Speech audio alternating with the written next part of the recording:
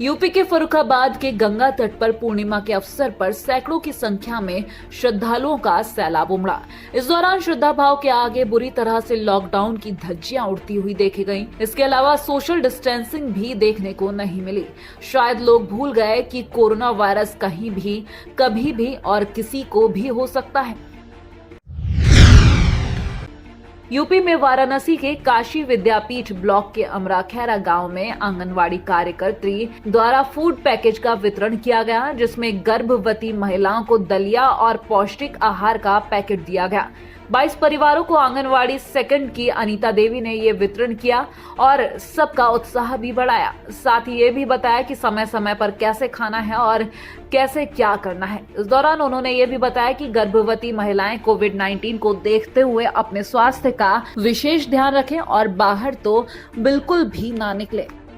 Social distancing का कार्य करवा रहे हैं कि आप लोग दूर रहिए और एक दूसरे से न मिलने के लिए सबको समझाया बुझाया जा रहा है। सब लोग पालन भी कर रहे हैं और ग्राम सभा में अपने जरिए जो हमसे सहयोग बन पाता है, जो गरीब व्यक्ति तबके के हैं, जो प्रवासी मजदूर फंसे हुए हैं, उनके लिए हम लोग राशन वितरण, कच्चा राशन कुछ दिन पहले हम लोग बना के भेजते थे, अब कच्चा राशन का भेजते हैं।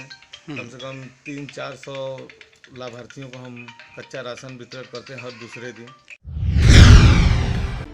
यूपी में बागपत के बड़ौत शहर में देर रात शराब के नशे में 2 लोगों के बीच चाकूबाजी हो गई, जिसके चलते श्यामवीर नामक व्यक्ति की मौके पर ही मौत हो गई, जबकि दूसरा युवक जोनिस गंभीर रूप से घायल हो गया, जिसे सीएचसी से चिंताजनक हालत में हायर सेंटर रेफर किया गया। वहीं पुलिस का दावा है कि शराब के नशे में लूडो खेलते वक्त दोनों में झगड़ा हुआ था, जबकि घायल युवक जोनिस के पिता का कहना है कि उसका बेटा पड़ोस में चारपाई लेने गया था। रास्ते में श्यामवीर शराब के नशे में हंगामा कर रहा था और उसके बेटे को चाकू मारकर घायल कर दिया, जिसके बाद मोहल्ले के लोगों ने श्यामवीर की पिटाई कर दी, जिसमें श्यामवीर की मौत हो गई। आपको बता दें कि बीती रात बड़ौत के महेश नगर इलाके के जोनिस के भाई की शादी थी। सभी घर के लोग शादी की रस्में अदा करने के लिए मंदिर गए हुए थे, लेकिन जोनिस और श्यामवीर शराब पीने के साथ साथ लूडो खेल रहे थे।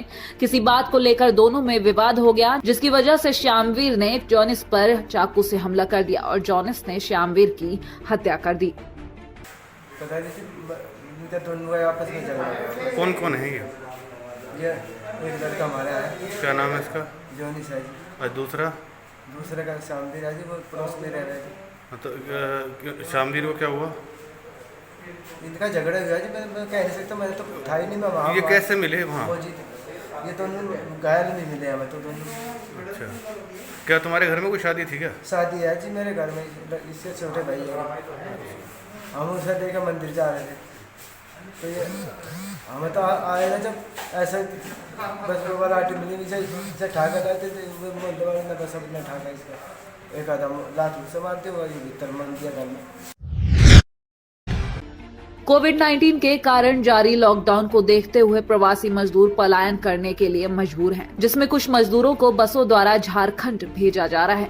पिछले दिनों कांग्रेस के दिग्गज नेता अजय राय, जो पूर्व विधायक भी हैं, उन्होंने मजदूरों को लेकर एक मुहिम छेड़ी थी, जहां उन्होंने कहा कि प्रवासी मजदूर हमारे देश के किसी भी राज्य और शहर गाँव में मजदूरी करके अपना नाम करते हैं और हम उनको इसके बदले में क्या देते हैं। लेकिन अब हम उनके लिए जो बन पड़ेगा वो करेंगे, क्योंकि कांग्रेस पार्टी हमेशा इन प्रवासी मजदूरों के साथ है। इन सभी को अपने स्वदेश भेजना हमारी प्राथमिकता है और अब बनारस में इनको खाने पीने से लेकर पैसों तक की मदद का अजय राय ने वादा किया है कि कांग्रेस पार्टी की तरफ से जो भी बन पड़ेगा वो किया जाएगा। जिसके बाद एक नया मोड़ आया। जी हाँ, जैसा कि आप जानते हैं कि बनारस पीएम मोदी का संसदीय क्षेत्र है, जहाँ भाजपा के जिला अध्यक्ष हंसराज विश्वकर्मा ने एबी स्टार न्यूज चैनल से कुछ बातें साझा की और कहा कि प्रवासी मजदूरों को घर भेजने की तैयारियां जोरों शोरों से चल रही हैं और आगे भी काम इसी तरह से जारी रहेगा।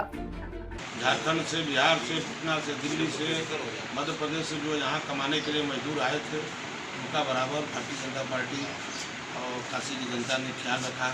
जो हो सका उनको किट दिया गया, सूखा रहा, पूरी सब्जी, खाना पीना दिया गया, उनका पूरा देखभाल किया गया।